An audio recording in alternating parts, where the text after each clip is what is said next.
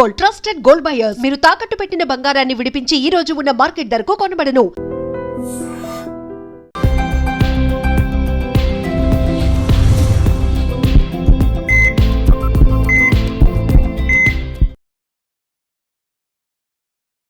నమస్తే, welcome back to IT media. నేను మీ Jhansi. So ఈరోజు మనతో ఉన్నారు డాక్టర్ చిటిపొట్ల మధుసూదన్ శర్మ గారు, MD in Ayurveda. So deficiencies గురించి మాట్లాడుకుంటే చాలామందికి B12 డెఫిషియన్సీ అనేది చాలా కామన్గా ఈ రోజుల్లో ఉంటుంది. మరి B12 అనేది మీట్లోనే దొరుకుతుంది, అంటే నాన్ వెజ్లో దొరుకుతుంది అనేది ఒక అపోహ. మరి వెజ్లో కూడా B12 మనకి దొరుకుతుందా?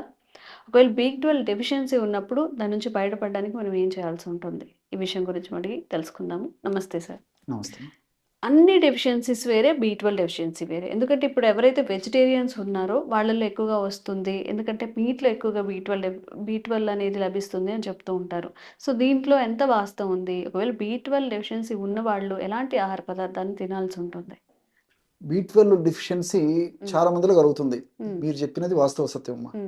నిజంగా చెప్పాలంటే B12 మన బాడీలోనే తయారవుతుంది, చాలా మంది తెలియదమ్మా. సో ప్రేవులో ఉన్నటువంటి గట్ బ్యాక్టీరియా నుంచి B12 ప్రొడ్యూస్ అవుతూ ఉంటుంది. సో మనం తీసుకునేటువంటి ఆహార విధి విధానాలు సరిగ్గా లేకపోవడం చేత, అదేవిధంగా మరి సరైనటువంటి వ్యాయామాలు చేయలేకపోవడం చేత, జీర్ణాశయాన్ని జీర్ణ వ్యవస్థను పటిష్టంగా ఉంచుకోలేకపోవడం చేత, ప్రేవుల్లో మంచి బ్యాక్టీరియా సరిగ్గా లేకపోవడం చేత, ఇలాంటి అనేక రకాల కారణాల చేత ఉన్నటువంటి మంచి బ్యాక్టీరియా కూడా ఎంత మన బాడీకి అవసరమో అంత B12ను ప్రొడ్యూస్ చేయలేకపోవడం చేత ఈ సమస్యలు కలుగుతున్నాయమ్మా. నిజంగా B12 విటమిన్ చాలా చాలా అవసరం. సో అందుకే దీన్ని న్యూరో విటమిన్ అని చెప్పేసి చెప్తుంటారమ్మా. తెలివితేటలకి, మేధాశక్తికి, బ్రెయిన్ సెల్స్ బాగా పనిచేసేందుకు, నరాల చైతన్యవంతంగా, నరాలు సమర్థవంతంగా పనిచేసేందుకు, రక్తం ఉత్పత్తి అయ్యేందుకు, ఇలా ఒకటేమిటమ్మా అనేక రకాలైనటువంటి శరీరంలో జరిగేటువంటి అనేక కర్తవ్యాలకి B12 చాలా చాలా అవసరం. అందుకే దీన్ని న్యూరో విటమిన్ అనేటువంటి పేరుతో పిలుస్తుంటారు అనమాట. సో ఈ B12 లోపం ఉన్నప్పుడు మరి అనేక రకాల ఇబ్బందులు ఎదురుతాయి. అంటే కంటికి సంబంధించినటువంటి జబ్బులు వస్తుంటాయి, మెదడుకు సంబంధించినటువంటి జ్ఞాపక శక్తి తగ్గడము, మతిమరుపు, ఇలాంటి జబ్బులు వచ్చేటువంటి పరిస్థితి ఏర్పడుతుంది. అదేవిధంగా ఇంతకుముందు చెప్పినట్టు కంటి చూపు సంబంధించి కళ్ళు చూపు మందగించడం ఇలాంటివి కలుగుతాయి. ముక్కు వాసన చూసేటువంటి శక్తి తగ్గిపోవడము, నాలుక రుచి చూసేటువంటి శక్తి తగ్గిపోవడము, అదేవిధంగా ఆహారంలో తినాలంటే ఆసక్తి లేకపోవడము, తీసుకునేటువంటి ఆహారం జీర్ణం కాకపోయేటువంటి పరిస్థితి ఏర్పడము, వాంతి వచ్చిండడము, చెవులకు సంబంధించినటువంటి సమస్యలు రావడము, అదేవిధంగా నరాలకు సంబంధించినటువంటి సమస్యలు అంటే ఈ కాళ్ళ మంటలు, తర్వాత కాళ్ళు తిమ్మిర్లు ఉండడము, చేతుల మంటలు, చేతులు తిమ్మిర్లు ఉండడము, తర్వాత నోట్లో పూత, తరచుగా కొంతమంది నోట్లో గుల్లలు వేస్తుంటాయమ్మా. ఈ విధంగా ఉండడము, ఆకలి సరిగ్గా లేకపోవడము, విరేచనం సరిగ్గా కాకపోవడము, కొంతమందికి ఎక్కువ సార్లు విరేచనం అవుతుండడము, నీరసము, నిస్త్రాణ, బలహీనత, కాళ్ళు చేతులు నొప్పులు, పిక్కల నొప్పులు, ఎప్పుడు నిద్రపోవడం అనిపించడము, తర్వాత ఏ పని మీద ఏకాగ్రత లేకపోవడము, ఒకటేమిటమ్మా 1,00,000 లక్షణాలు ఈ యొక్క సమస్యలు కలిగేందుకు అవకాశం ఉంటుంది అనమాట. సో అన్ని లక్షణాలు అందరిలో కలగాలని లేదు, కానీ B12 లోపం ఉంటుంటాలో మరి ఎక్కువ మందిలో ఈ యొక్క లక్షణాలు కొన్ని కానీ అన్ని కానీ ఉండేటువంటి పరిస్థితి ఏర్పడుతుంది. మా చర్మం మొద్దుబారిపోవడము చెప్తే చాలా చాలా ఉందమ్మా దీనికి సంబంధించినది. అదేవిధంగా సంతానానికి సంబంధించినటువంటి కొన్ని ఇబ్బందులు ఎదుర్కోవడము, అదేవిధంగా శృంగారానికి సంబంధించినటువంటి కొన్ని సామర్థ్యాలు తగ్గిపోవడం, ఇలాంటి అనేక రకాల ఇబ్బందులు కూడా ఈ B12 లోపం వల్ల కలుగుతున్నాయమ్మా. అసలు B12 లోపం ఎందువల్ల కలుగుతుంది అని చెప్పేసి మనం ఆలోచన చేసినట్లయితే 3 ప్రధానమైన కారణాలు. పోషకాహార లోపం ప్రధానమైన కారణం, అంటే మనం తీసుకునే ఆహారంలో పోషకభరితమైన ఆహారం తీసుకోకపోవడం కూడా ఒక ప్రధానమైన కారణం. రెండవది ఏమంటే అలవాట్లు. ఈ మధ్య కాలంలో మరి ఫ్యాషన్ కోసము, మానసిక ఒత్తిడి తగ్గించేందుకోసము, మరి సొసైటీలో హోదా కోసము, కారణాలు ఏదైనప్పటికీ ఆల్కహాల్ సేవన విపరీతంగా మితిమీరి విపరీతంగా సేవించడం మొదలైపోయిందమ్మా. సో ఆ స్టేటస్ కోసము ఏదైనా కానివ్వండి, సో ఎక్కువగా ఆల్కహాల్ సేవించడం వల్ల కూడా ఈ B12 లోపం వచ్చేటువంటి పరిస్థితి ఏర్పడుతుంది అన్నమాట, దాని యొక్క ప్రభావం చేత. అదేవిధంగా మూడవది వచ్చేసి కొన్ని యొక్క మందుల ప్రభావం. ఆధునిక కృత్రిమ రసాయన ఔషధాలు తప్పని పరిస్థితుల్లో మరి వాడవలసి వచ్చినప్పుడు ఆ యొక్క ఔషధాల ప్రభావం చేత, ఆ యొక్క ఔషధాల యొక్క సైడ్ ఎఫెక్ట్స్ లో భాగంగా B12 లోపం వస్తుంది.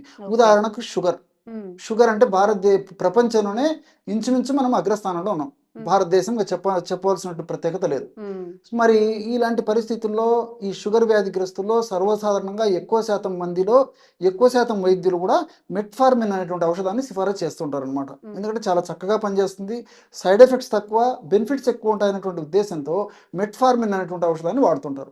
ఎక్కువ కాలం పాటు మెట్ఫార్మిన్ అనేటువంటి ఔషధాన్ని మధుమేహం వ్యాధి లేదా షుగర్ వ్యాధి లేదా చక్కెర వ్యాధి నియంత్రణకి వాడుకోవడం వల్ల B12 డెఫిషియన్సీ వచ్చేస్తుంటుంది అనమాట.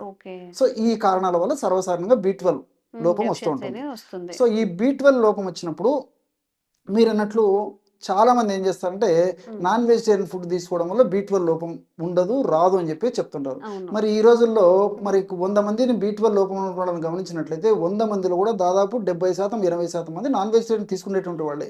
మరి వాళ్ళకు రాకుండా ఉండాలి కదమ్మా. రోజు తీసుకునే వాళ్ళు కొంతమంది ఉంటారు, వారంలో ఒకసారి తీసుకునే వాళ్ళు కొంతమంది ఉంటారు. ఏది ఏమైనప్పటికీ మరి నాన్ వెజిటేరియన్ తీసుకునేటువంటి వాళ్ళలో కూడా B12 లోపం వస్తూ ఉంది. సో నేను ఇంతకుముందే చెప్పినట్టు గట్ బ్యాక్టీరియా సమర్థవంతంగా లేకపోవడం చేతనే ఈ సమస్య కలుగుతుంది అనమాట. సో వెజిటేరియన్ డైట్ అంటే ఇప్పుడు పాలు, పెరుగు, వెన్న, నెయ్యి, మజ్జిగ వెజిటేరియన్ గా భావించబడేటువంటి ఈ వెజిటేరియన్ ఆహార పదార్థాల్లో B12 బాగుంటుంది.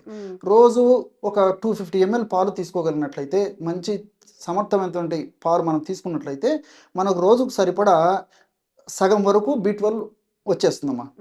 సో మనకు రోజుకి 2.4 mcg B12 కావాలి, 2.4 milligrams. సో మనకు సగం B12 250 ml మంచి పాలు తాగడం వల్ల వస్తూ ఉంటుంది.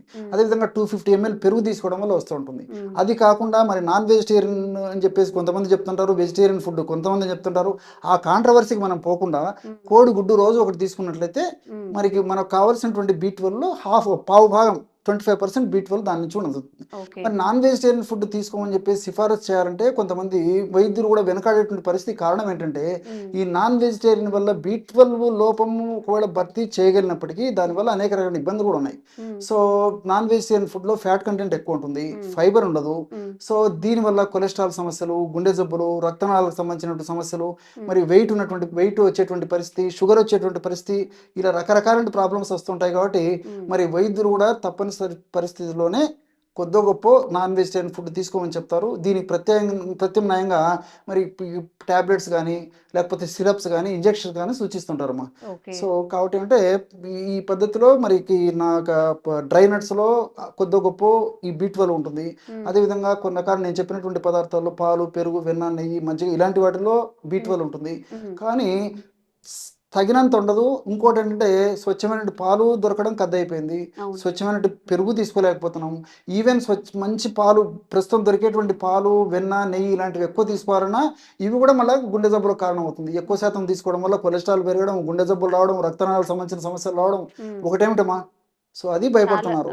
సో వీటన్నిటి నేపథ్యంలో మరి B12 ప్రకృతిలో దొరికేటువంటి పదార్థాలు పుష్కలంగా B12 పదార్థాల గురించి ఆలోచించినట్లయితే, మరి రీసెర్చ్ కూడా జరిగినటువంటి ప్రొడక్ట్ గురించి మనం ఆలోచించినట్లయితే ఈ B12 మామిడి జీడిలో బాగుందని చెప్పేసి రీసెర్చ్ లో బయటపడిందమ్మా. మామిడి జీడి పొడి. సో మామిడి జీడి పొడి కూడా మనకు మార్కెట్లో దొరుకుతుందమ్మా. కావాలంటే తెప్పించుకొని వాడుకోవచ్చు. ఈ మామిడి జీడి పొడిని అవసరాన్ని బట్టి రోజు 1/2 teaspoon నుంచి 1 teaspoon వరకు ఉదయం ఒకసారి, సాయంత్రం ఒకసారి పాలలో కలిపి కానీ, నీళ్ళలో కలిపి కానీ, తేనెతో కానీ, మజ్జిగతో కానీ, ఫ్రూట్ జ్యూసెస్లో కలిపి కానీ, ఈ మిల్క్ షేక్స్ అమ్మా ఇలా ఏదేంటైనా సరే కలిపి తీసుకోవడం వల్ల కూడా మరి సమర్థవంతంగా వితిన్ 1 or 2 monthsలోనే ఎక్కువ శాతం మందిలో B12 బాగా పొందగలిగినట్లు మా అనుభవంలో తెలిసిపోతుంది. అదేవిధంగా డేటా కూడా మనకు చెప్తుందమ్మా. ఓకే. సో B12 డెఫిషియన్సీ ఉన్నప్పుడు మనం ఇంతకుముందు వీడియోలో కూడా చెప్పుకున్నాం సార్, మనం మామిడి టెంక తినేసి పడేస్తాం. బట్ అందులో ఉండే జీడిని ఎండబెట్టుకొని దాన్ని పొడిగా చేసుకొని తినడం వల్ల దానివల్ల B12 అనేది చాలా పుష్కలంగా ఉంటుందంట. B12 డెఫిషియన్సీకి బయట మార్కెట్లో మెడిసిన్ అంత వ్యాపారం జరగట్లేదు. అంటే ఈజీగా దొరికేదాన్ని మనం చాలా కాంప్లికేట్ చేసుకొని చాలా ఖర్చు పెట్టి కొనుక్కుంటున్నాము. మరి ఈసారి సమ్మర్ సీజన్లో చక్కగా మీ మామిడి టెంకులన్నీ అలానే ఉంచేసుకొని వాటితో పౌడర్ చేసుకొని పిల్లలకి కానీ B12 డెఫిషియన్సీ ఉన్నప్పుడు దాన్ని తీసుకోవడం వల్ల ఇది ఫుల్ఫిల్ అవుతుంది. Thank you so much sir. నమస్తే. And for more videos, please subscribe to iDream. Please subscribe to iDream. Please subscribe iDream. And please subscribe to iDream. For more videos, subscribe to iDream. please like, share and subscribe to the channel. Congratulations, iDream. Subscribe to iDream. Subscribe to iDream. So subscribe to iDream Media.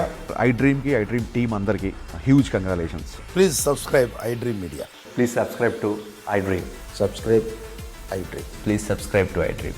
iDream అంటే నా కళల ఛానల్ను subscribe చేసుకున్న నోరు తిరుగుతలేదు, మీరైతే గంట గుర్తు కొట్టండి. For more such videos, please subscribe to iDream. Subscribe to iDream. Please subscribe to iDream. Please subscribe iDream Media. Please do subscribe to iDream. Please subscribe to iDream Media. For best entertainment and information, please subscribe iDream. And don't forget to subscribe to iDream.